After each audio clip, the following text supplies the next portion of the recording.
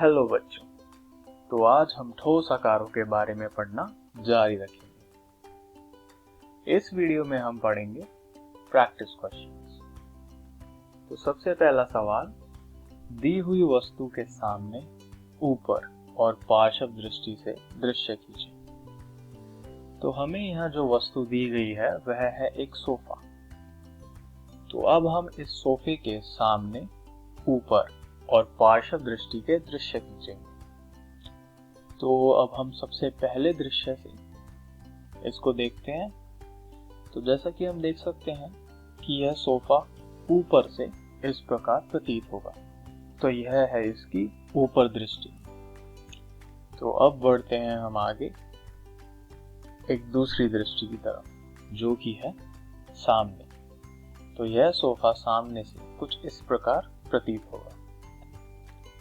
और अब हम आगे बढ़ते हैं आखिरी दृष्टिकोण की तरफ, जो कि है पार्श्व दृष्टि।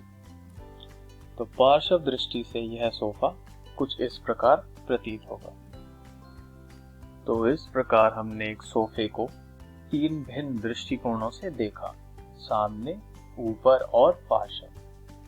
अब हम आगे बढ़ते हैं दूसरे सवाल की तरफ। एक नगर के संलग्न मानचित्र को देखिए।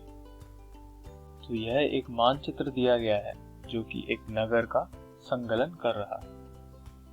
तो इसमें हम देख सकते हैं नदी है और काफी सारी बिल्डिंग है जो कि रोड से एक दूसरे से अलग हो रही है।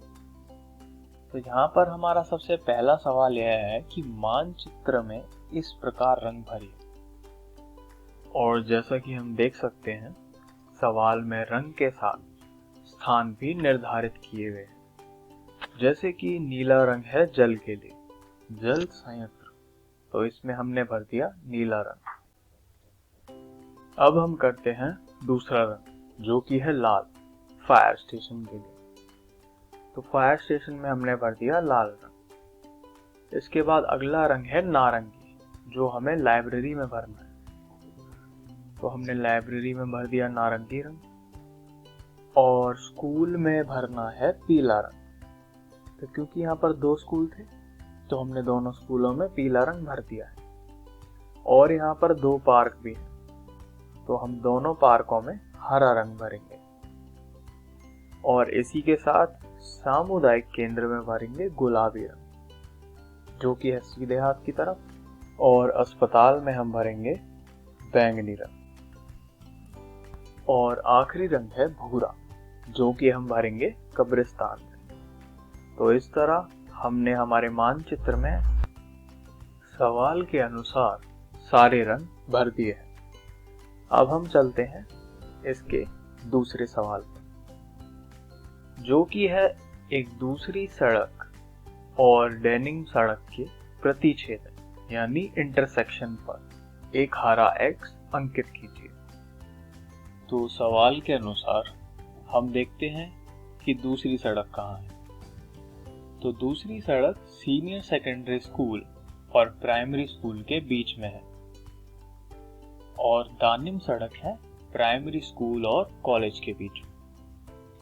तो हम इनका इंटरसेक्शन लगाते हैं एक हरे एक्स के साथ। अब हम आगे बढ़ते हैं। जहां नदी और तीसरी सड़क से मिलती है, वहां एक काला वाई अंकित कीजिए। तो अब हम देखते हैं तीसरी सड़क। तो तीसरी सड़क है प्राइमरी स्कूल और फायर स्टेशन के बीच में। तो जहां ये मिलती है नदी से, वह है कॉलेज और पार्क के बीच की जगह। तो प्रश्न के अनुसार हम यहाँ लगा देते हैं एक काला वाई। अब आगे हमें पहली सड़क और मुख्य सड़क के प्रतिच्छेदन पर एक लाल Z अंकित करना है। तो पहली सड़क है अस्पताल और सीनियर सेकेंडरी स्कूल के बीच। और जो मुख्य सड़क है वह है कोर्ट और प्राइमरी स्कूल के बीच। तो जिस जगह यह मिलते हैं वह है सीनियर सेकेंडरी स्कूल और पुलिस थाने का कॉर्नर। तो वहां हम लगा देंगे एक लाल Z। तो इस प्रकार हमने सड़क के अलग अलग प्रतिच्छेदन को अंकित किया, अलग अलग रंग के अक्षरों के साथ। अब हम बढ़ते हैं अगले सवाल की तरफ, जो कि है कॉलेज से झील तक के लिए एक छोटा सड़क या मार्ग गहरे गुलाबी रंग में खींचे। तो सबसे पहले हम देखते हैं कि कॉलेज कहाँ है। तो कॉलेज लगभग बीच में है, यहाँ पे नदी के किनारे, और जो झील है हमारी वह है सीधे कोने पे। तो अब हम सबसे छोटा रास्ता जो कि रोड से होकर जा सकता है उसमें खींचेंगे। तो सबसे पहले हम कॉलेज से जाएंगे डाकघर के सहारे और फिर पहली सड़क पर मुड़ेंगे जहां से हम सीधा झील तक पहुंच सकते हैं। तो यह है सबसे छोटा सड़क का मार्ग जो कि कॉलेज से झील तक जाता है। अब हम चलते हैं तीसरे सवाल की ओर। तो वह है कि क्या किसी बहुफलक के 10 फलक, 20 किनारे और 15 शीर्ष हो सकते हैं? तो जैसा कि हम जानते हैं कि यह पता लगाने के लिए कि कोई बहुफलक है या नहीं, हम इस्तेमाल करते हैं ऑलियर सूत्र का। तो ऑलियर सूत्र है F + V - E = 2, यानी कि फलक जमा शीर्ष और उसमें से हम घटाते हैं किनारे, तो हमें मिलनी चाहिए संख्या 2।